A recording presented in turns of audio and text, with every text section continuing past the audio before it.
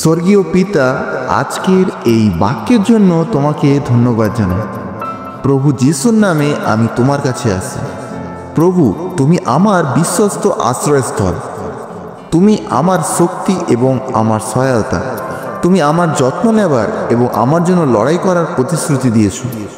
আমার জন্য নিজেকে ক্রুশের ওপরে দান করার জন্য তোমাকে ধন্যবাদ। আজ দয়া করে আমাকে মনে করিয়ে দাও যে তুমি কাছে আসো। আমাকে শেখাও কিভাবে আত্মসমর্পণ করতে হয় এবং তোমার ওপর আস্থা রাখতে হয়। এই প্রার্থনা যিশুর নামে চাই। শ্রবণ ও গ্রাহ্য করো। Amen, amen, amen.